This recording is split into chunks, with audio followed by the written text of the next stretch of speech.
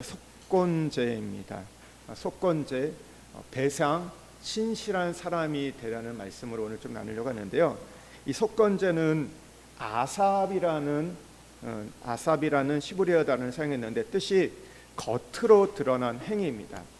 이 4장에서 이 속죄제가 근원적인 죄, 어떤 마음의 죄를 해결하는 제사라면 이 5장부터 나오는 이 속건제는 구체적인 범죄 행위들이 잘못되었을 때 그것을 인정하고 고백하고 그 죄에 대해서 책임지려는 보상 또 배상의 마음을 가지고 드리는 제사입니다. 어떤 경우에 이 속건제를 드렸냐? 두 가지 경우입니다. 하나는 성물에 대한 범한 죄, 두 번째는 사람에게 손해를 끼쳤을 때입니다. 성물이라는 게 뭐예요? 거룩한 물건이라는 뜻인데 하나님을 위해서 드리는 예물, 하나님을 위해서만 사용되는 것들을 우리가 혹시 무지나 실수로 인해서 이 성물에 대해서 죄를 지으면 속건제를 이렇게 드려야 됐어요. 여기에 보면 순양 하나와 더불어 5분의 1을 더해서 제사장에 드리게 되는데요. 그러니까 성물을 뭘 볼 수 있냐면 구약의 제물, 또 11조 첫 열매가 해당됩니다.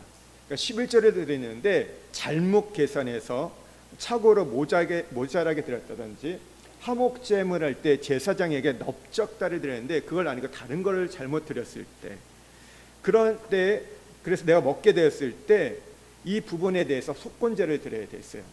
그러니까 성물에 대한 이 소홀은 하나님에 대한 소홀과 연결되기 때문이에요. 그러니까 하나님을 으뜸으로 여기는 하나님의 예배 정신에 어긋나는 범죄가 바로 이 성물에 대한 죄입니다. 그러니까 이런 허물이 있으면 우리가 하나님과 은혜롭게 교통하는 게 어렵기 때문에, 또 오늘 우리가 읽지 않았지만 6장 1절에서 7절은 이제 사람에 대한 우리가 어떤 범죄에 대해서 얘기가 나와요.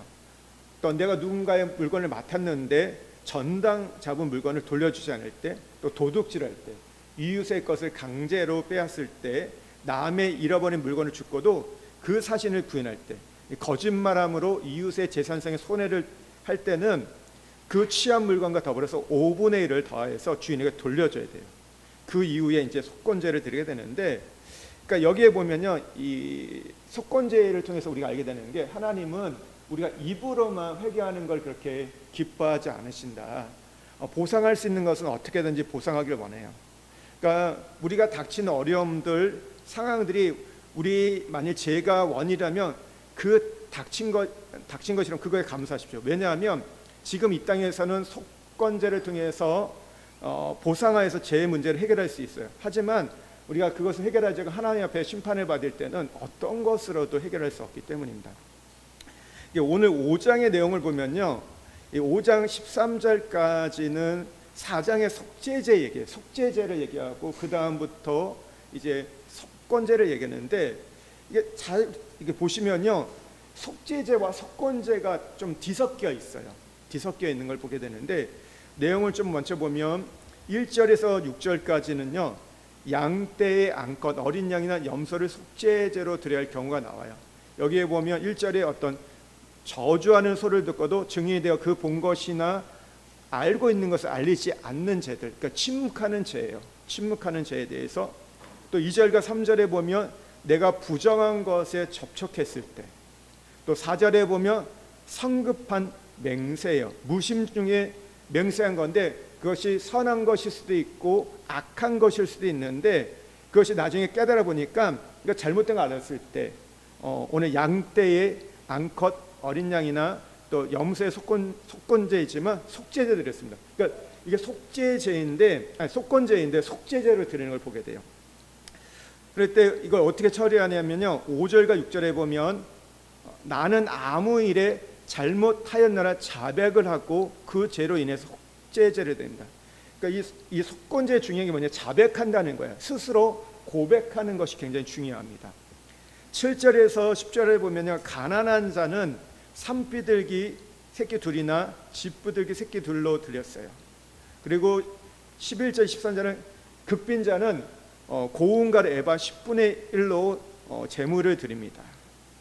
그리고 14절부터 16절에 보면 여호와의 성물을 범한 자의 속건제를 어떻게 드렸냐면요, 5분의 1을 더한 가치의 순양으로 드렸다고 얘기합니다. 16절에 보면 갑대 5분의 1을 더하여 제사장에 주고라는 말, 이게 굉장히 오늘 중요한 거예요. 속건제를 이해함에 있어서 이 부분이 굉장히 중요합니다. 17절과 19절에 보면 여호와의 계명을 범한 자는 속건제 순양으로 드렸다는 얘기를 합니다. 이 5대의 제사가 있잖아요. 우리가 지금까지 번제, 소제, 화목제, 속죄제, 속건제 5대 제사에 대해서 우리가 공부하고 있는데, 이 제사 중에서 참 이해하기 쉽지 않은 제사가 속건제입니다. 왜 그런가 하면요, 속건제를 드리면서 속죄제도 드리고 번제도 드리고 소제도 드리는 걸 보게 돼요. 그러니까 왜 속건제인데 다른 제사도 함께 드렸냐, 이런 의문이 던져지게 되는데, 이제 좀 더 이제 구체적인 내용을 살펴보면 첫 번째, 우리가 속죄제와 속건제의 차이를 한번 살펴보겠습니다. 속죄제는요, 원인 해결을 위한 제사라면 속건제는 원인으로 인한 결과를 해결하기 위해 드리는 제사인 거예요. 그러니까 속죄제는 신입니다. 근본적인 죄예요. 그러니까 뿌리를 해결하는 거예요. 반면에 속건제는 죄의 결과, 열매, 행위들, 그러니까 나타난 결과들을, 뿌리가 아니라 열매를 해결하는 게 속건제입니다. 그러니까 속죄제는요, 인간의 어떤 근본적인 기질, 본성적인 문제를 다루고 있어요. 그러니까 하나님과의 관계성에 나타나는 것인데, 속건제는요, 이 속죄제로 인하여 나타난 결과, 행위들, 예를 들어서 내가 거짓말한 것, 도둑질한 것, 남에게 사기친 것, 악한 말을 한 것을, 이것을 해결하는 것이 바로 속건제라는 것이죠. 그러니까 속죄제는요, 또 어떤 배상할 수 없는 죄에 대한 용서를 구하는 제사라면, 속건제는 배상할 수 있는, 배상이 가능한 것에 대해서 용서를 구하는 제사입니다. 그러니까 속건제가 우리에게 주는 영적인 교훈은 배상이에요. 보상과 배상입니다. 그러니까 죄에 대한 배상을 함으로써 죄를 멀리 있도록 하게 하는 거예요. 죄를 안 짓게 하는 건데요. 오늘 여기에 보면 속죄제와 속건제 이 두 제사를 통해서 알 수 있는 것은, 우리의 죄를 위한 그리스도의 제사는요, 결국 두 가지 면, 두 가지 방면, 그러니까 본성적인 면과 행위적인 어떤 이 양면을 다 해결해 준다는 거예요. 우리가 이런 얘기 많이 드려요. 사람은 기질이 바뀌지 않는다. 타고난 성품, 성격, 뭐 죽을 때까지 간다, 이런 얘기 하잖아요.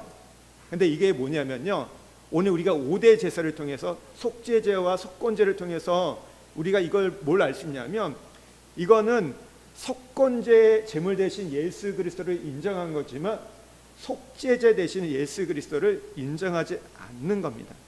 여러분, 제가 하는 말이 이해가 되세요? 이게 무슨 말인지. 그러니까 자기의 성격, 기질에 대해서 기도하지 않고 변화를 기대하지 않는 것은 예수님의 속죄 제물이 되신 거에 대해서 우리가 인정하지 않는 거예요. 그냥 속건제만 인정하는 거예요. 그러니까 구약의 제사가 이런 식이었어요. 그래서 예수님이 이 땅에 오셨어요. 예수님이 오셔서 뭘 합니까? 우리에게 새 마음과 새 영을 주신다고 하셨거든요. 그러니까 성령이 하는 게 뭐냐면, 예수님이 오셔서 하시는 게요, 우리의 마음을, 우리의 본질을 바꾸는 거예요. 이 구약의 제사는요, 이 제사의 형태는 있었지만 근본적인 그 죄성에 대해서 변화가 없었던 거예요. 우리가 예수 믿고 내가 저지른 죄에 대해서 고백을 합니다. 내가 오늘 또 혈기를 냈습니다. 뭐 분노했습니다. 짜증을 냈습니다. 용서해 주십시오. 그런데요, 그 혈기가 그리스도 안에서 없어질 거에 대해서 별로 우리가 기대하지 않은 거예요. 내가 잘못한 거는 고백해요. 오늘 싸웠습니다. 화냈습니다. 뭐 내가 소리를 쳤습니다. 뭐 이런 거에 대해서 용서해 달라고 얘기해요.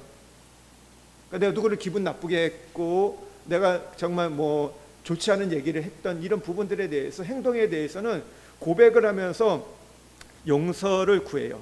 그런데 원래 성질이 내가 급하니까, 우리 아버지도 성질 때문에, 죽은 양반 때문에 어쩔 수 없다. 근데 유전이다. 이거는 우리 고향 사람들 다 그런다. 이 경상도 사람들 다 이렇다, 전라도 사람 이렇다, 서울 사람들 이렇다, 그런 식으로 받아들이는 거야. 그러니까 내가 화를 낸 거에 대해서 하나님 앞에 용서를 구하긴 구해요. 그런데 내 근본적인 거에 대해서 그 본성이 바뀔 것을 믿지 않는 거, 그냥 그렇게 살다 그냥 죽는 거, 이게 뭐예요? 예수님을 속건제로 인정하지만 속죄제로는 인정하지 않는 거예요. 속죄제가 뭐와 관련되어 있다고요? 뿌리라고 말씀을 드렸어요. 속건제는 뭐예요? 그 뿌리로 인해서 나타나는 열매예요. 여러분, 우리가 열매를 보면 우리가 또 무엇을 알 수 있어요? 그 뿌리의 상태를 알 수 있어요. 열매가 싱싱하지 않으면 뿌리가 좋지 않구나. 그러니까 열매는 그냥 열매 자체로 맺어지는 게 아니라 뿌리를 통해서 나타나는 거예요. 우리가 거짓말하는 것, 사기치는 것, 우리가 어떤 것에 대해서 누굴 미워하고 막 그런 우리가 어떤 좋지 않은 음담패사는 게 뭐예요? 내 속 안에 있는 것이 더럽혀져 있고 병들어 있고 오늘 이게 상해 있기 때문에 그런 거죠. 우리의 많은 회개가요, 오늘날 대부분 이렇게 돼 있어요. 그냥 오면 내가 지금 어떤 현상들, 어떤 행위들에 대해서 얘기를 해요. 그걸 용서해달라고 얘기했지만 근데 내가 바뀔 거에 대해서는 별 기대를 안 한 거야. 내 자아가 깨지고 나를 십자가에 못 박고 버리는 거에 대해서는 없어요. 그러다 보니까 어떻게 돼요? 내가 지금은 용서받고 내가 눈물 흘리고 회개하지만 또다시 그것을 반복하고 반복하는 거. 그래서 이 제사를 잘 보시면요, 속건제는요 반드시 속죄제와 함께 드립니다. 무슨 얘기일까요? 너가 행위로만 바꿔서 되는 게 아니야. 너의 근본이, 너의 마음이, 너의 생각이 바뀌지 않고는, 너의 종자가 바뀌지 않고는 절대 그게 해결되지 않아. 예수님이 그러잖아요. 유전의 논장을 할 때도 무슨 얘기를 해요? 너희가 하는 어떤 행위보다 네 마음이 더러워. 네 마음이 바뀌지 않고는 결코 행위가 바뀌지 않아. 이런 얘기를 하시잖아요. 그러니까 기독교는 무엇을 다루는, 종교란 말은 좀 그런데 뭘 다루는 거예요? 행위 이전에 마음을, 우리 근본을. 예수님이 이 땅에 오신 이유가 뭐예요? 왜 하나님의 아들로 오셨어요? 하나님의 아들로 오셨잖아요. 주는 그리스도여 살아계신 하나님의 아들이십니다. 하나님의 아들이 뭐예요? 하나님의 씨를 갖고 왔다는 거예요. 우리가 타락함으로 우리가 마귀의 종자를 갖고 사단이 우리의 임금이 되었고 아비처럼 우리의 인생을 그 마귀의 종자, 뱀의 씨를 심어놨는데 그 씨를 바꾸기 위해서. 그래서 여러분 기독교를 잘 이해하셔야 돼요. 이 예배를 통해서 기독교는 단지 몇 가지 행동을 바꾸는 게 아니에요. 어떤 선한 행동을 하고 좋은 일을 하는 게 아니라 뭐라고요? 우리의 근본을 바꾸는 거, 근원을 바꾸기 위해서 예수님이 이 땅에 오셨다. 그러지 않으면요 그냥 구약에 그냥 제사만 드려도 돼요.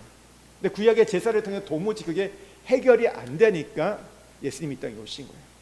그래서 성령이 오셔서 우리를 도우셔서 그것을 바꿔 가시는 거죠.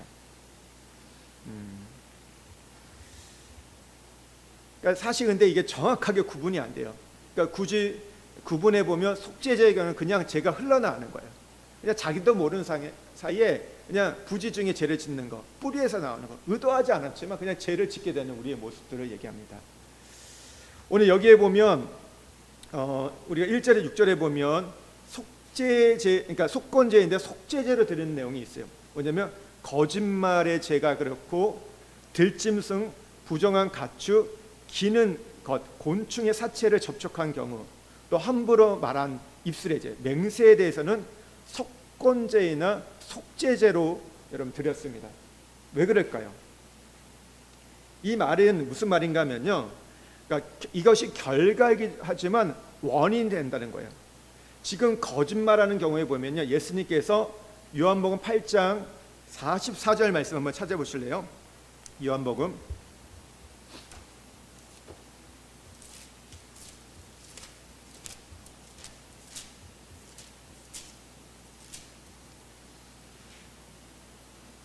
8장 44절 한번 같이 읽겠습니다. 너희는 너희 아비 마귀에서 났으니 너희 아비의 욕심대로 너희에게 행하자 하느냐. 그는부터 살인한 자요 진리가 그 속에 없으므로 진리에 서지 못하고 거짓을 말할 때마다 제 것으로 말하나니 그는 거짓말쟁이요 거짓의 아비가 되었습니다. 마귀가 어떤 자라고요? 오늘 거짓말쟁이 거짓의 아비라고 얘기해요. 너희가 거짓말하는 것은 너희가 아버지를 닮아서 아비의 본성을 전달돼서 너희가 거짓말을 자꾸 하는 거다. 지금까지 너희의 아비는 마귀였다. 뱀의 자식들 하면서 예수님이 책망하시는 거예요.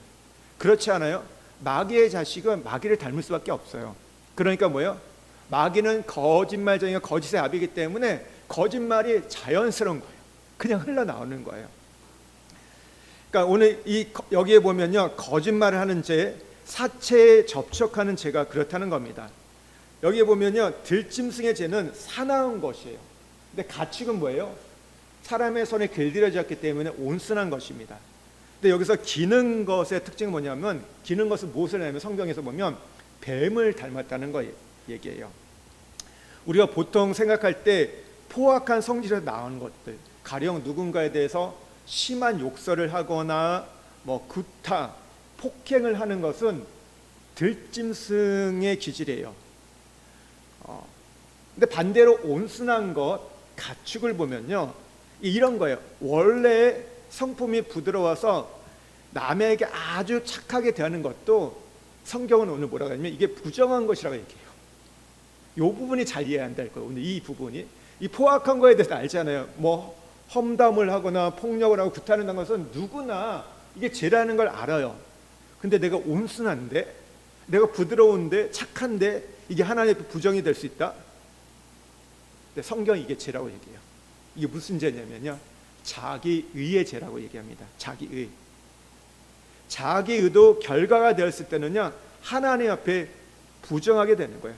우리가 어떤 선한 일을 하고 착한 일을 해도 기도하지 않고 하는 것들이 성경은 죄라고 이야기합니다. 그러니까 뱀을 닮는 것은요, 간사한 거예요. 뱀은 간사한 거예요. 남을 죽이려고 하고 남을 깔아뭉개고 무시하고 짓밟는 것들, 이간질하는 거, 부정적인 것들, 이것들은 그러니까 행위로 나타내는 되지만 그것은 사실 이 본성 자체부터 그랬다는 거예요. 여러분, 우리가 아무리 착한 행위, 착한 동기로 시작했어도 하나님 앞에서는 부정한 것이 될 수 있습니다. 그러니까 자기의가 그렇다고 했잖아요. 예를 들어 보면요, 바리새인을 보십시오. 하나님 앞에서 11조 너무 잘했어요. 여러분, 우리 11조 드린 것 비교하지 못할 정도로 정말 쌀이 1000토를 드리면요, 그게 그 중에서 100토를 구분해냈어요. 일일이 핀셋으로 다 이것을 세 가지고 드릴 정도였어요. 그리고 기도 생활 얼마나 잘합니까? 하루에 2번 기도하고 일주일에 2번 금식하고 구제하고, 이게 이벤트가 아니에요. 매일 그랬어요. 매주 그렇게 삶을 살았어요. 너무 철저했어요. 근데 예수님이 바리새인을 보고 뭐라고 말씀하세요? 이 해칠한 무덤아, 겉만 번지르하고 속은 부패하고 썩은 자들 하면서 그들을 책망하세요. 그리고 성경에서 예수님이 유일하게 욕해요. 저 죽일 놈, 뱀의 자식, 별 욕을 다 쏟아부으세요. 왜 그랬을까요? 이들이 어떤 부정에 해당됐을까요? 가축의 부정한 것을, 가축의 사체를 해당하는 거예요. 굉장히 부드러웠고 깨끗한 것처럼 보였지만 그러나 속은 어때요? 부패한 거예요. 자기 의를 드러나기 위해서, 자기를 자랑하기 위해서 했다는 거예요. 그러니까 하나님은 그리스도에 의해서 위한 것이 아니라면 거듭난 생명이 아니고는 인간이 하는 모든 것들은 우리 존재 자체가 부패한 것이기 때문에 그것에 대해서 인정하지 않는다, 부정한 것이라 얘기해요. 우리가 어떤 경우는요, 선한 동기로 일을 했는데도요, 결과가 엉망이 되는 경우가 있습니다. 그러니까 교회 생활 안에서 이런 경우들이 있는데, 많은 사람들이 교회 안에 들어가서도요, 여전히 자기 본성대로 일하려는 경우가 있어요. 그러니까 아주 열심히 많은 분들 있잖아요. 통장, 반장, 개주하는 분들 있잖아요. 어디를 가든지 막 리더하고 앞서는 분들, 교회에 와서도 어떻게 해요? 막 앞서서 일해요. 열심히 일해요. 그분의 열심을 따라갈 수 없습니다. 그런데 그게 뭐야? 그 열심이 자기 기질로 열심을 내는 거예요. 하나님을 위해서 하는 것처럼 보지만 내가 그걸 하는 게 좋아서 하는 거예요. 내가 기뻐가지고 내가 즐거워가지고 하는 것들. 근데 하나님은 이 부분들도 부정한 것이라고 얘기합니다. 여러분 아시죠? 이런 분들이 하다 보면 어떻게 꼭 마찰이 생겨요. 마찰이 생겨를 보게 됩니다. 여러분 또 이런 경우 있어요. 어떤 분은 그러니까 물질적으로 풍족한 분이 있어요. 그래서 이분은 뭐 밖에서도 누구한테 밥도 잘 사고 잘 도와주고 이런 분들이 있어요. 참 좋죠. 근데 뭐예요? 이런 분들 중에서는요, 모든 것을 돈으로 해결하는 분이 있어요. 아, 내가 돈을 낼 테니까 하자. 내가 이거 할게. 그러면 마치 그 돈으로 사람을 뭐 의도하는 거 아닌데 부리게 되는 막 그런 거 있잖아요. 좋은 마음이야. 내가 누군가를 돕고자 하고 내가 베풀고자 하지만 내가 돈이 있기 때문에 한다. 이런 마음도 있잖아요. 또 어떤 경우는요, 우리가 구제하고 친절을 베풀고 동정을 베푸는 것들. 근데 이것이 복음과 생명에 의한 것, 그리스도에 의한 것이 아니라면 결국 이거는 자기 기질, 본성, 착한 심성 때문에 다른 사람을 동정하고 잘하는 것 때문에 이건 속죄죄에 걸리는 거예요. 하나님 이걸 받지 않는다. 오늘 부정한 것이라고 얘기해요. 이게 좀 이해가 되세요? 그러니까 성경에서 그러니까 하나님과 제일 원수된 게 뭔지 아세요? 예수님과 원수되는 거. 예수님과 가장 원수되는 거는요, 율법이라 말해요. 근데 그 율법은 뭐냐면 자기 유예예요. 그러니까 우리에게 제일 무서운 게 뭐냐면 사실 숨겨져 있는 죄는요, 자기 유예예요. 이게 제일 무서운 거예요. 그러니까 많은 사람은 본성적으로 아주 독특한 거, 맹수처럼 사나운 것들은 인정하지만 부드럽고 온화한 가축처럼 잘 기다려진 이 모습에서 나는 의로운 것은 하나님 받을 거라 생각을 해요. 사람들 보기에 너무 좋거든요. 제가 여러 번 말할 거예요. 예수 믿는 사람 중에서 가장 어려운 사람이 누군지 아세요? 착한 사람이에요. 차라리 그 범죄자들은요, 자기가 죄인인 걸 알기 때문에 그냥 오히려 자기를 인정해요. 그리고 믿어요. 그래서 감옥 간 사람 중에서 예수 믿는 사람들이 많은 거예요. 뭐 돌아와서 다시 헷가닥도 하지만 그때 인정하거든요. 근데 착하게 법 없이 산 사람들은요, 주변에서도 이 사람을 막 괜찮다고 얘기해주고 너무 잘한다고 얘기하니까 나는 그냥 이렇게 살 수 있구나, 그런 착각에 빠진다는 거죠. 이게 더 무서운 거예요. 그래서 여러분 착하지 마시기 바랍니다. 할렐루야. 착하시면 안 돼요. 차라리 못된 게 나은 거예요. 근데 뭐예요? 내가 못될 때 내가 죄인임을 깨닫기 때문에. 너무 내가 착하다 생각하면 내 죄를 인정하지 않아요. 왜 안 하겠어요? 뭐 예수 믿는 기 때문에 하지만 그 죄를 깊이 깨닫지 못하는 거예요. 그러니까 우리가 거듭나지 않은 착함은 너무 두려운 거예요, 사실은. 빛의 열매는 착함이에요. 그러니까 거듭난 착함은 너무 선하고, 착함은 하나님을 닮은 행위들입니다. 좋은 것들이에요. 그러나 하나님을 통해서 내가 거듭나지 않은 것들은 그 어떤 것도 우리 안에 선한 것이 없다.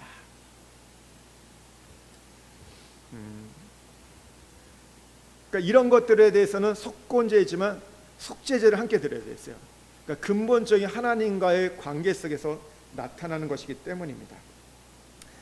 여기에 보면 속건제는 속죄제와 번제 또 소제와도 연결이 되어 있어요. 7절에 보면 이 가난한 사람들일 때 하나는 속죄제물, 하나는 번제물로 삼아 드리라고 7절에 나왔는데 왜 이렇게 얘기했을까요? 가난한 자는 둘을 지어서 하나는 속건제지만 속죄제 드리고 또 하나는 번제. 우리가 지금 제사를 볼 때 그 당시에는 가난하는 것은 어떤 빈부의 차이, 신분의 차이지만 신약은 뭐예요? 이걸 우리가 어떻게 적용할 수 있죠? 믿음의 차이인 거예요. 믿음이 강한지 약한지, 믿음이 있는지 없는지에 따라서 이게 달라지는데, 우리가 믿음이 분량이 적을 때는요, 왜 번제를 드리고 그러니까 속죄를 드리냐면요, 번제라는 의미가 뭐예요? 하나님을 위해 사는 거, 헌신이거든요. 내 존재 자체가 하나님께 헌신하는 걸 말해요. 근데 믿음이 약한 사람들이 범죄할 때는요, 단지 하나님과 관계가 약해서만 범죄하는 것이 아니라 우리 삶 자체가 하나님을 위해 살지 않을 때 죄를 범하게 되는 거예요. 우리는 그래, 뭔가 꼭 해야지만 죄를 하는데 우리 존재 자체가 하나님 위해 살아가져야 할 때, 하나님 이 백성을 하나님을 찬양하기 위해서, 하나님의 영광을 위해서 지었다고 말씀하셨는데 우리가 그 존재 자체로 살아가지 않을 때 그냥 죄를 지을 수밖에 없게 되는 거예요. 인간은요. 그래서 오늘 번제를 드려요. 오늘 극빈자의 경우는 소제를 드렸어요. 그러니까 믿음이 적은 사람은요, 이 소제의 개념은 하나님께 감사하는 거잖아요. 찬양하고 기쁨으로 드리는 건데, 우리가 감사한 마음 자체 없는 거, 여러분 원망하고 불평하는 거 무엇입니까? 그 자체가 속건제예요. 우리 입으로 불평을 터뜨린 거잖아요. 근데 그 동기가 무엇입니까? 감사하는 마음이 없어서, 찬양하는 마음이 없어서, 하나님의 은혜에 대해서 기뻐하는 마음이 없어. 그러니까 우리의 마음에요, 감사하지 않고 찬양하지 않고 하나님을 기뻐하지 않으면요, 우리가 그 자체로 또 이제 죄가 흘러나올 수밖에 없는 거예요. 우리는 대단하게 뭔가를 해서 죄를 짓는다고 생각하는데, 우리가 해야 할 것을, 마땅히 해야 할 것들을 하지 않을 때 우리는 죄를 짓게 되는 거예요. 근데 이 죄는 도덕적인 윤리적인 죄가 아닙니다. 하나님 앞에서 하나님의 기준인 거예요. 그러니까 우리가 믿음이 약해서 감사하는 마음이 없을 때 속건제로, 이제 속건제이지만 소제를 드렸던 거예요. 그러니까 우리가 하나님을 위해서 살려하지 않는 결과로 짓는 죄들이 오늘 여기 나오는 거예요. 여기 우리 또 아까 중요하다고 말한 게, 우리가 이 속건제에서 가장 중요한 게 뭐라 말씀드렸죠? 반드시 5분의 1로 배상해야 한다. 16절에 보면요, 잘못을 보상하되 그것에 5분의 1을 더하여. 그러니까 본물만이 아니라, 본물만 돌려서 아니라 배상을 해야 한다는 거예요. 값을 갚아야 한다는 거예요. 하나님이 법을 정한 것은요, 하나님의 것을 떼어먹거나 남에게 어떤 손해를 주었을 때 그것을 근본적으로 막기 위해서 그렇게 했던 거죠. 그러니까 속건제의 특징이 배상이잖아요. 5분의 1을 더해서, 내가 남의 거 100만 원 떼어먹었어요. 그렇다면 돌려줄 때 얼마큼 돌려줘야 한다고요? 120만 원, 20%를 더해서, 5분의 1을 더해서 돌려줘야 한다는 거죠. 그러니까 회개를 우리가 맨날 입으로만 고백했어요. 근데 그게 아니라는 거예요. 실제적으로 그걸 보상해라, 배상해라. 근데 이거보다 더 지독한 법이 있습니다. 출애굽기 22장 1절하고 2절 말씀 한번 보겠습니다.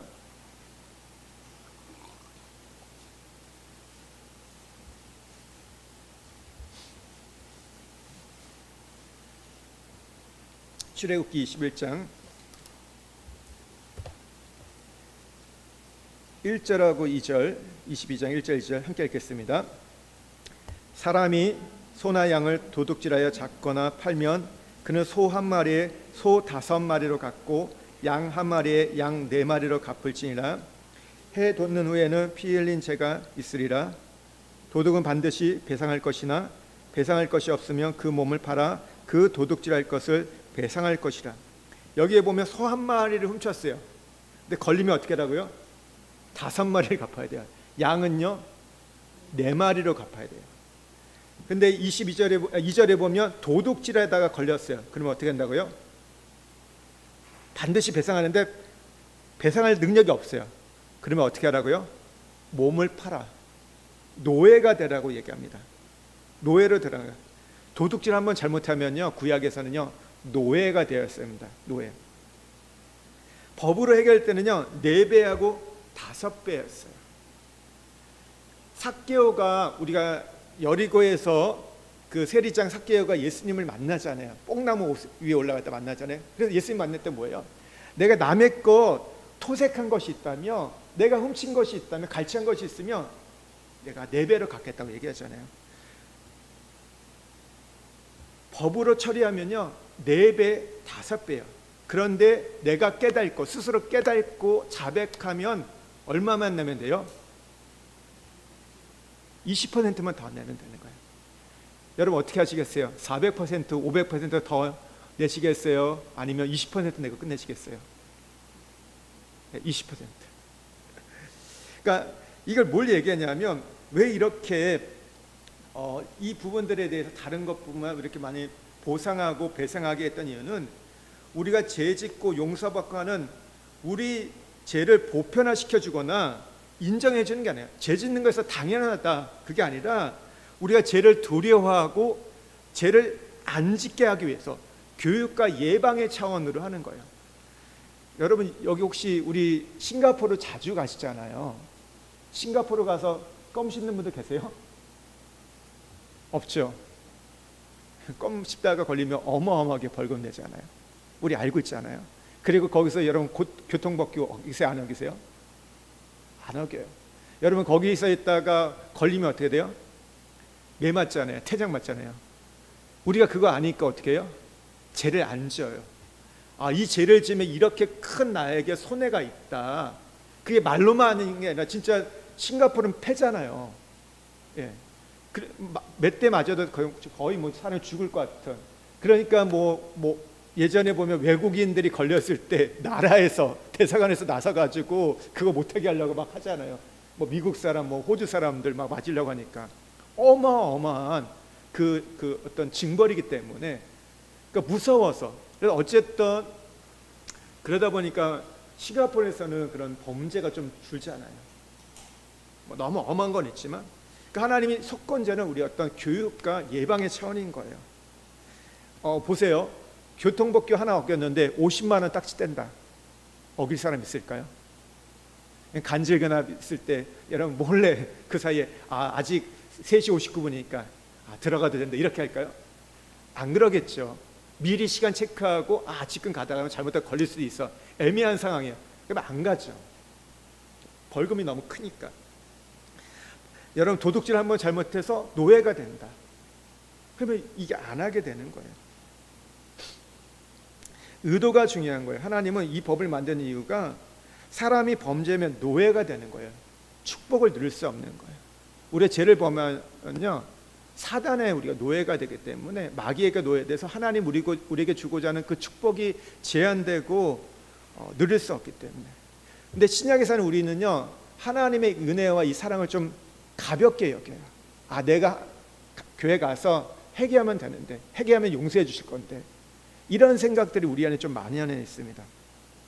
예전에 어떤 목사님이 이 새벽 기도회를 갔다 오셨는데 집이 다 털린 거예요. 개척교회 하셨던 목사님이거든요. 얼마나 망연자실해요. 개척교회 얼마나 어렵습니까? 근데 뭐가 있다고 그 도둑도 좀 집을 골라서 들어오지. 이 가난한 집에 들어가서 다 털어갔던 거예요. 근데 이분이 너무나 하나님 앞에서 너무 마음이 상해가지고 기도했대요. 하나님 이게 뭡니까? 내가 개척교회하고 하나님 이렇게 섬기는데 벼룩도 뭐죠? 벼룩의 간을 빼먹는 거예요. 뭐 가져갈 게 뭐가 있다고 가져갑니까? 그랬을 때 하나님이 음성을 들려주셨대요. 내가 개척교회 한다고 하면서 11조 떼먹지 않았냐.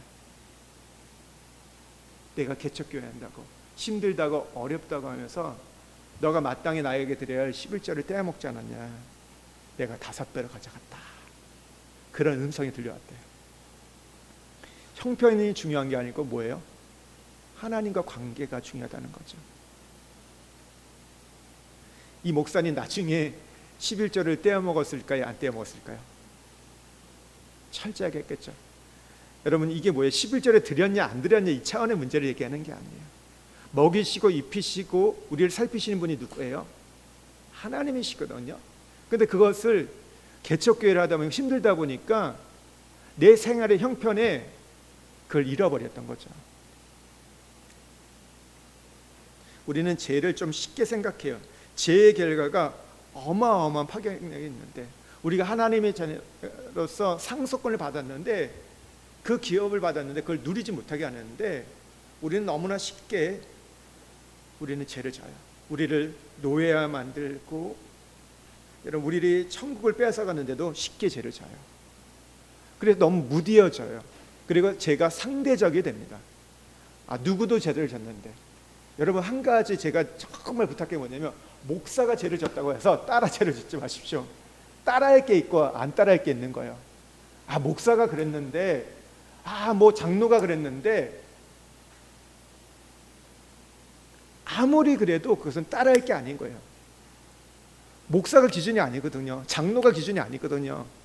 말씀이에요. 말씀이 그게 아니라면 누가 뭐라고 해도 우리는 그것을 비껴나가야 되고 그것을 행하지 말아야 한다는 것이죠. 여러분 우리가 예배를 드릴 때 속건제를 내어놓으십시오. 내가 자원해서 내어놓으면 20%예요. 그러나 하나님께서 손을 대면 어떻게 돼요? 4배, 5배. 여러분, 그래서 우리가 정말 구멍이 새는 경우가 많은 거예요. 한국에 가면 부자들이 하는 게 뭐예요? 돈을 많이 버는 것보다 더 중요한 게 요즘 뭐죠? 절세라고 하죠. 절세하는 거. 그래서 뭐 회계사, 뭐 법무사, 뭐 여러 사람들이, 세무사들이 도와줘요. 어떻게 하면 이것을 비켜나갈 수 있을까? 아무리 많이 벌어도 50% 가져가는데 생각해 보세요. 근데 그것을 합당하게 하는 방법이 있죠. 합당하게 하면 그걸 줄여갈 수 있잖아요. 여러분, 내가 많이 벌어도 구멍이 새면 그거는 의미가 없는 거예요. 내가 많이 벌었다고 해도 하나님 그걸 가져가신다고 생각해 보세요. 때로는 사고를 통해서 또 부도가 나가지고 어떤 일이 일어나가지고 하면 그게 더 큰 손해라는 것이죠. 하나님은 우리가 만월히 여길 분이 아니에요. 심은 대로 걷게 하시는 분이에요. 우리가 근데 사실 안 될 이유가 없어요. 하나님은요, 우리가 잘 되도록 천군 천사를 동원해 가지고 이 땅에 예수님을 보내주시고 성령을 보내주셔가지고 어떻게든 잘 살게 하려고 도와주려고 하는데 우리는 불가능한 일을 하고 있어요. 우리는 못 살려고 우리가 뭐 애를 쓰는지 모르겠어요. 조금 하나님은 우리 주변에 사람들을 붙여가지고 온갖 방법을 격려하고 이렇게 잘 살아가는데, 근데 우리는 못 사는 기적을 지금 보이고 있어요. 그게 아니라는 거죠. 하나님 아버지는요, 우리가 잘 살게 하기를 너무 도우시기를 원한다. 여러분, 이 속건제 오늘날은 보이지 않아요. 구약에서 속건제는 실제적으로 그렇게 했지만 우리는 지금 그렇게 하진 않습니다. 그러나 한 가지 기억할 것은 하나님의 공의는 지금도 살아있다. 우리가 당장 눈에 보이면 우리가 겁먹고 두려워서 그것을 하겠지만 우리에게는 아무 일이 없는 것처럼 보이기 때문에 그냥 지나가지만, 그러나 여러분, 이 법의 정신은 살아있기 때문에 우리가 두렵고 떨림을 가지셔야 돼요. 근데 이것은 우리를 겁먹게 하기 위해서 하는 건 아닙니다.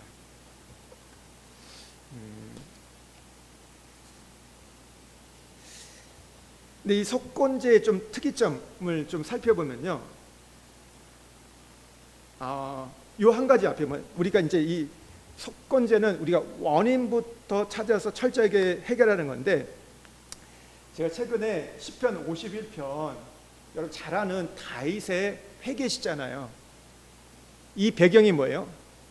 바세바를 범하고 난 이후에 이 죄를 이게 나단이 책망하고 나서 회개했던 내용이에요. 가장 대표적인 다윗의 회개시인데 이거 모르는 분은 없을 거예요. 한번 51편 보시겠어요?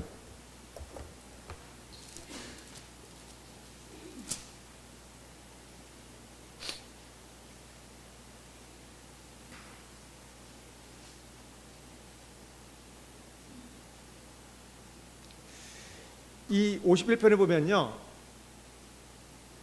다윗이 여러분 잘못한 게 뭐죠? 죄가 뭐예요?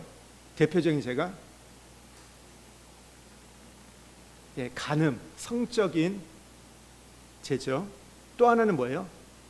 그 성적인 죄로 인해서 그걸 숨기려고 하기 위해서 바세바의 남편 우리아를 충신을 죽인 죄예요. 살인죄예요.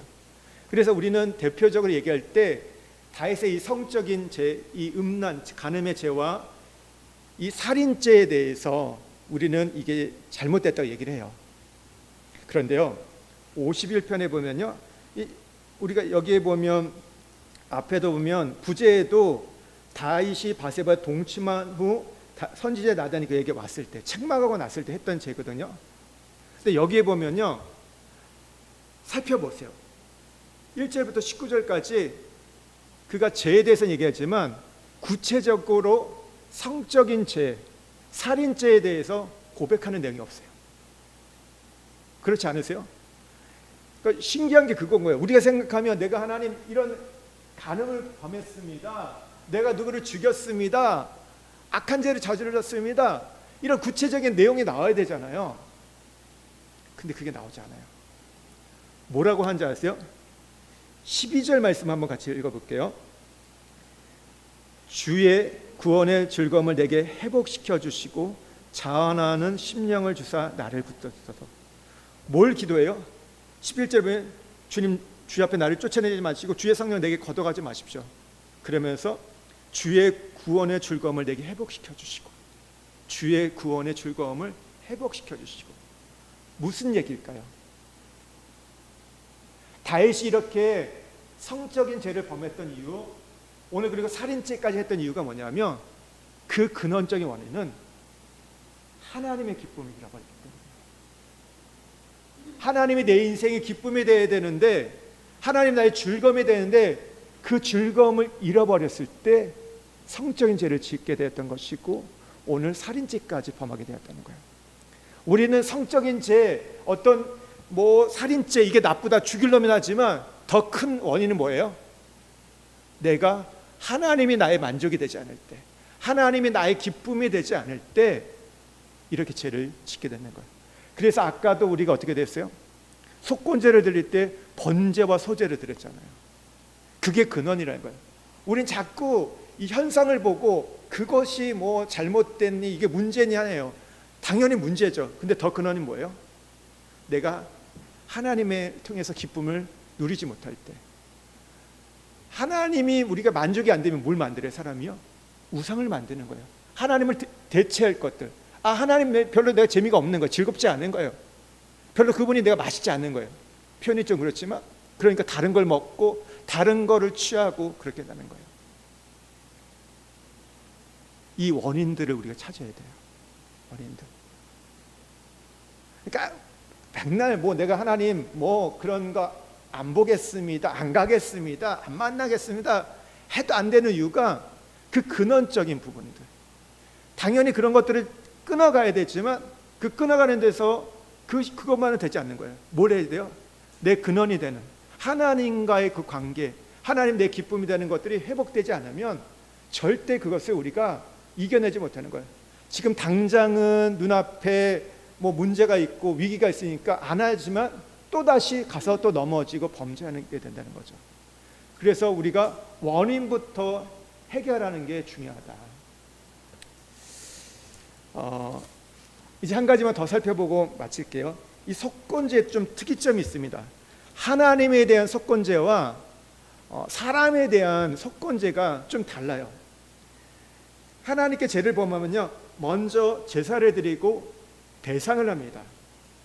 그런데 사람에게 대해서는요, 반대예요. 사람에게 먼저 찾아가서 배상을 하고 난 이후에 제사를 드려요. 순서가 뒤바뀝니다. 보통 우리가 하나님 앞에 잘못했다고 얘기하고 배상하는 거, 이게 보통 우리의 순서인데, 사람은 반대로 찾아가서 먼저 배상을 하고 나서 하나님 앞에 가서 속건제를 드려야 됐습니다. 유대인의 이 절기 전통에 의한 회개법을 보면요, 그러니까 유대인들은요, 전통에 의해서 신년 첫날은 심판의 날이었어요. 그러니까 지난해 어떻게 살았냐에 따라서 하나님부터 심판을 받게 되고 그 결과에 따라서 새해의 삶이 결정되어진다고 이들은 믿었어요. 그래가지고 신년, 이들의 신년은 우리의 달력을 보면 7월 달이에요. 7월 1일 나팔절이 신년입니다. 그러니까 우리하고 6개월 반대라고 보시면 돼요. 근데 실제 또 달력을 보면 보통 9월, 10월 정도 되거든요. 근데 성경에는 7월 1일이 이들의 신년이에요. 그러니까 신년에 7월 1일부터 10일까지 이 10일간 굉장히 중요한 날이었어요. 새해를 시작하면서 이들은 뭘 했냐면 하나님 앞에 회개하는 시간을 가졌어요. 우린 보통 새해를 시작하면 하나님 앞에 축복을 달라고 기도하잖아요. 근데 이스라엘 민족은 그게 아니라 하나님 앞에 그 축복을 받기 전에 회개했어요. 그 지나온 어떤 1년에 대해서 회개를 했는데, 이 날을 10일을 두려운 날들, 야밈, 노라임이라고 이렇게 칭했어요. 두려운 날이 되겠어요. 그러니까 그 10일이 왜냐하면 또 앞으로의 1년을 결정하기 때문에, 그 인생을 결정하기 때문에 굉장히 철저히 회개했는데, 그러면 어떻게 회개했냐? 두 날로 나눠졌습니다. 1일부터 9일까지는요 사람에게 지은 죄를 회개했어요. 그리고 10일째 대속죄일에는 하나님께 범한 죄를 회개했어요. 우리가 생각하기에는 뭐라고 생각해요? 1일부터 9일을 하나님 앞에 범한 죄를 회개하고 나머지 하루를 이제 사람에게 지은 죄를 회개하는 거로 생각하잖아요. 근데 유대인의 회개는 반대였어요. 사람에게 지은 죄를 제대로 하지 않으면요, 11째 하나님께 지은 죄를 회개할 때 하나님께서 받아주지 않았다는 거예요. 그래서 1일부터 9일까지는요, 유대인들은요, 지난해 내가 누군가에게 마음을 상하게 했거나 손해를 끼쳤거나 내가 어렵게 했던 것들을 여러분 살펴보는 거예요. 그리고 그것을 기억나며 그 하나하나 고백하고 회개하는 것, 찾아가서 용서를 빌었습니다. 질문해 봅니다. 왜 하나님께 회개하는 날은 하루밖에 주지 않는데 사람에 대해서 회개하는 날은 9일이나 주셨나요? 왜 그랬을까요? 그건요, 우리가 하나님 앞에 회개하는 것보다 사람에게 회개하고 용서하는 것이 더 어렵기 때문이에요. 그렇지 않나요? 차라리 우리가 하나님 앞에 나와서 뭐 새벽에 부르짖거나 뭐 예배 때 우리가 하나님 앞에 잘못했다고 말하는 것은 쉬워요. 근데 사람에게 가서 내가 잘못하는 것을 고백하고 시인하는 것은요, 쉽지가 않아요. 자존심도 상하고 꼭 그렇게까지 할 필요 있냐, 뭐 이런 마음이 들죠. 이 기간은요, 용서와 화해의 기간이었어요. 그래가지고 나도 용서를 빌 준비가 되어 있어야 되고 용서를 받을 사람도 그걸 준비하는 기간이었던 거예요. 그래서 용서하고 화해하는 기간들, 그것이 됐을 때 하나님 앞에 나갔을 때 그 죄를 고백할 때 하나님이 용서해 주시는 거예요. 근데 용서를 빌 때는요, 두 사람의 증인이 필요했어요. 그냥 혼자 가는 게 아니라 증인을 데려가서, 증인은 뭐예요? 법정인 쓴 거예요. 이 사람이 가서 이제 용서를 빌 때, 그러니까 예를 들어서 이런 거예요. 우리 신지사님이 우리 누구야? 정지사님한테 가서 이거 얘기를 하는 거예요. 예. 근데 그때 어떻게 돼요? 둘만 만나는 게 아니라 우리 양권사님도 가야 되고 오권사님도 가셔야 돼요.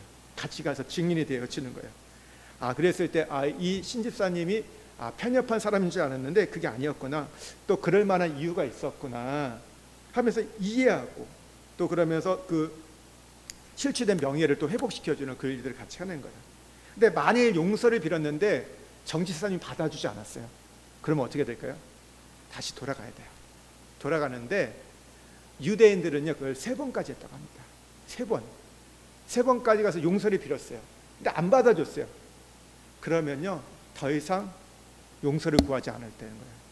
내가 해야 할 것을 했기 때문에 더 이상 거기에 매어가지고 갈 필요도 없게 되는 그런 일이 된 거죠.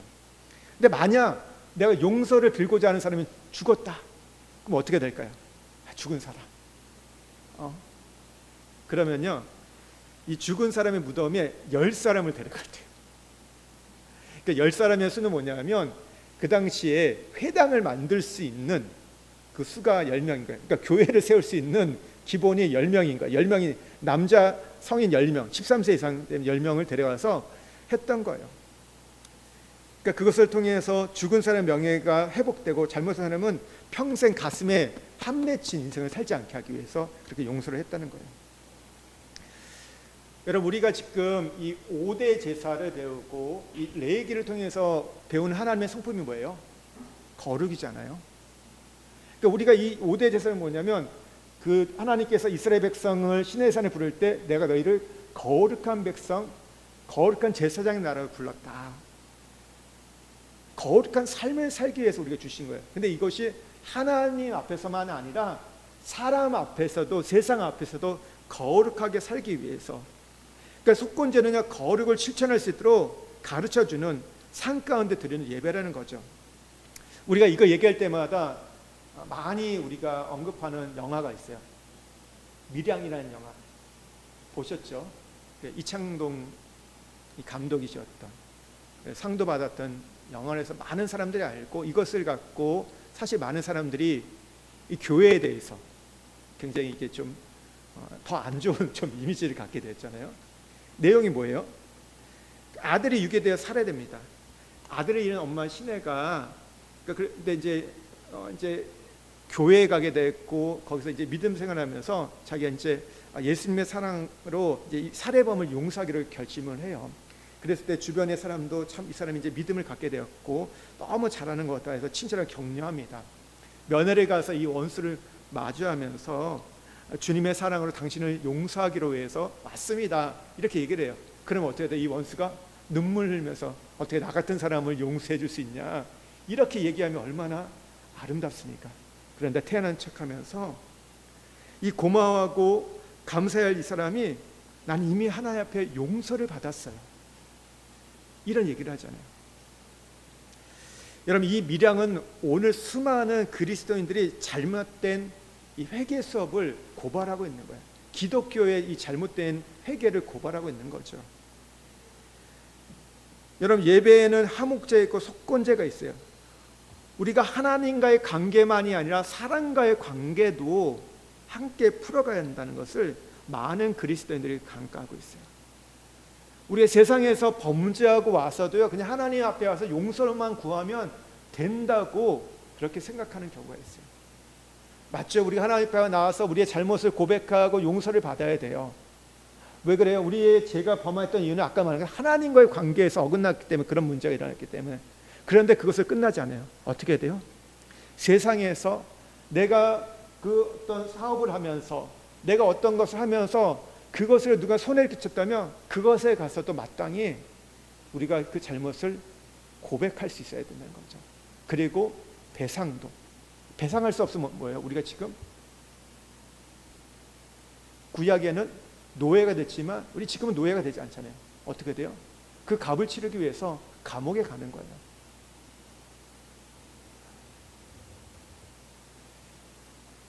한국교회가 우리가 여러 가지 지금 마이너스가 되고 있잖아요. 근데 이 이유가 여러 가지가 있지만 가장 손가락질 받게 된 게 뭐예요? 바로 이 잘못된 회개의 개념이, 이 숨겨진 이 회개의 개념이 우리 안에 있기 때문이에요. 하나님 앞에만 가면 돼. 그 하나님과 나만 이렇게 이거 해결하면 된다는 생각들이 우리 안에 있다는 거죠. 그러다 보니까 우리가 세상에서도 어떤 신뢰를 갖지 못하고, 저 예수 믿는 사람 봐, 뭐가 달라, 똑같이. 마태복음 5장 22절 23절 말씀을 한번 보겠습니다.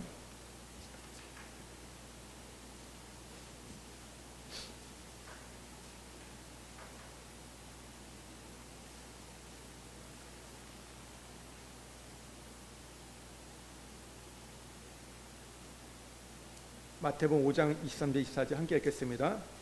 그러므로 예물을 제단에 드리려다가 거기서 내 형제에게 원망들을 만한 일이 있는 것이 생각나거든 예물을 제단 앞에 두고 먼저 가서 형제와 화목하고 그 후에 와서 예물을 드리라. 예물을 오늘 제단에 드리려고, 교회에 와서 하나님 앞에 예배 드리려고 하는 도중에 갑자기 형제에 대한 어떤 원망들을 만한 일이 생각났어요. 그럼 어떻게 하라고요? 예물을 제단 앞에 두고 먼저 가서 형제하고 화목하고 돌아오래요. 여러분, 주일날 올 때 남편하고 싸우고 온다고 생각해 보세요. 그리고 와서 그냥 한다. 우리 일 많잖아요, 그럴 때. 그러면 예배가 되나요, 안 되나요? 울겠죠. 속상해서 울겠죠. 근데 그건 예배가 되진 않아요. 뭘 먼저 하라고요? 남편하고 화해하는 게 먼저 하는 거예요. 화목해 하는 것이 먼저. 그래서 늘 얘기하는 게 뭐예요? 싸워도 언제 싸우라고요? 주일 저녁이나 월요일 날. 그것도 좀 그렇죠. 안 싸워야 되죠. 그러니까 어쨌든 지켜야 돼요. 토요일 날 저녁, 주일 아침 절대 차 타고 오면서 싸우지 마십시오. 할렐루야. 싸우면 어떻게 돼요? 그거 풀고 와야 돼요. 늦어도 그거 먼저 풀고 오는 게 우선이다. 오늘 그 얘기하는 거예요. 내가 하나님 앞에 우리가 고백 기도하면 되는 그런 수준의 회개기도 이제 그걸 넘어서라는 거예요. 우리는 너무 여기에 매여 있었어. 너무 이 수준인 거예요. 어린아이 수준이었던 거예요. 어른이 되면 뭐예요? 가서 고백하는 거예요. 내가 피해를 준 사람한테 정말 미안하다, 잘못했다, 내가 이 손해를 준 거에 대해서 갚겠다, 보상하겠다는 거예요. 그래야 우리가 재범을 막을 수 있고 거룩을 향해서 한 걸음씩 우리가 옮겨갈 수 있어요. 하나님 앞에서만 우리가 신실함이 아니라 사람 앞에서도 신실한 사람이 되라. 그게 속건제의 의미인 거예요. 신실한 성도가 되라고 성경 우리가 말하잖아요. 의인은 믿음으로 말미암아 살리라. 성령으로 살며 성령으로 행하라. 말과 행위가 일치하고 믿음과 삶이 일치하는 이인의 삶, 성령으로 행하는, 성령으로 살아가는, 성령 충만한 삶을 살라는 거예요. 그러니까 우리가 신실하지 못해서 하나님 앞에 손해보는 게 너무 많습니다. 그 신실함을 회복하라는 거예요. 내가 깨닫고 스스로 회개하고 갚을 때는 5분의 1이에요. 그러나 하나님 손대면 너무 아파요. 너무 힘들어요. 너무 많은 걸 잃어버립니다. 그런 일을 당하지 않도록. 여러분, 속건제를 통해서 하나님 우리가 신실한 사람이 되기를 원하시는 거예요. 하나님 앞만이 아니라 사람 앞에서도. 여러분, 이게 너무 중요해요. 근데 우리는 이걸 너무 많이 잃어버렸어요. 사람에 대해서, 세상에 대해서 이 신실함들, 그거는 사람들이 인정해주고 안 인정해주고 떠나서 하나님이 우리에게 요구하시는 거거든요. 우리의 거룩이거든요. 오늘 거룩이 무엇입니까? 신실함인 거예요.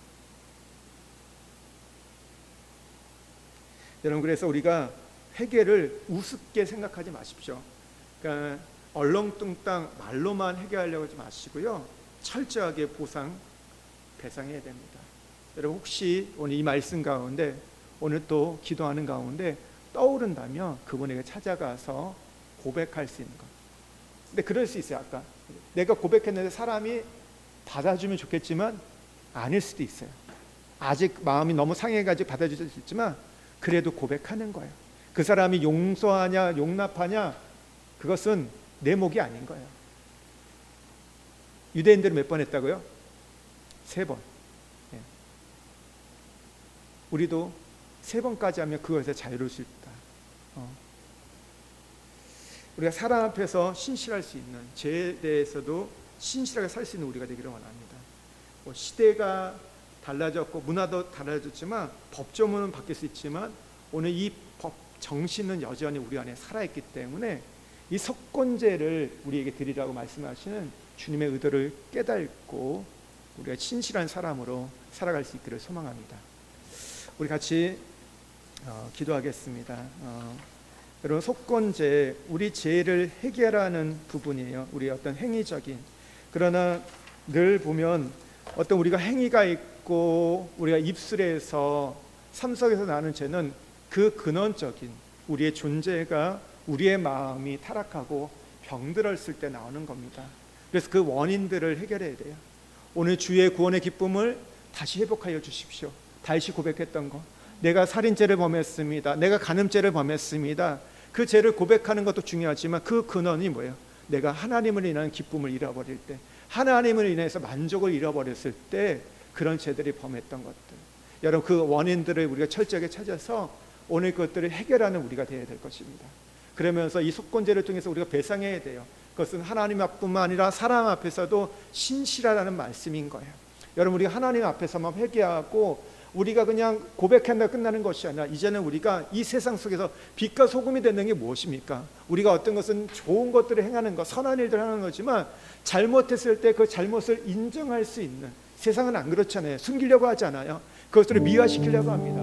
그것에 대해서 합리화시키려고 해요. 근데 우리는 어떻게 해요? 그것을 정직하게 고백할 수 있는 것, 그리고 또 누군가에게 손해를 끼쳤을 때 그것이 내 남편이고 내 자녀고 내 공동체 지체들이고 다른 어떤 믿지 않는 사람일 때 그것을 고백하고 그 피해를 보상할 수 있는, 그것이 진짜 속건죄예요. 그럴 때 우리가 다시 그 죄를 범하지 않고 돌이킬 수 있는 기회가 됩니다.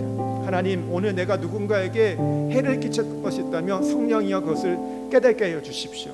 오늘 성령께서 내 양심을 찌르신다면, 오늘 그것을 하나님 내 마음에 괴롭게 하신다면 하나님 앞에 그것을 고백할 뿐만 아니라 하나님 그 사람에게 또 전화를 하던 만나든지 하나님 그것을 고백할 수 있는 용기를 주십시오. 그래서 하나님 그 죄의 결박에서, 그 노예됨에서 하나님 우리가 풀어지게 하여 주십시오. 하나님, 우리가 죄를 너무나 쉽게 범함으로 인해서 하나님의 주신 그 축복들, 우리에게 주신 상속권이 있는데 그 천국들을 잃어버렸습니다. 더 이상 하나님 그렇게 끌려가지 않게 해주시고, 하나님 낮은 회개의 수준, 하나님 미량에 있는 그 하나님 범죄자처럼 나는 셀프 용서를 받았다 말하는 자가 되지 않게 해주시고, 하나님 앞에 또 사람 앞에 정말 신실하게 그 하나님 그것을 고백할 수 있는 그런 자가 될 수 있도록 우리 주여 은혜를 주옵소서 한번 외치고 기도하며 나가겠습니다. 주여 은혜를 주시옵소서. 하나님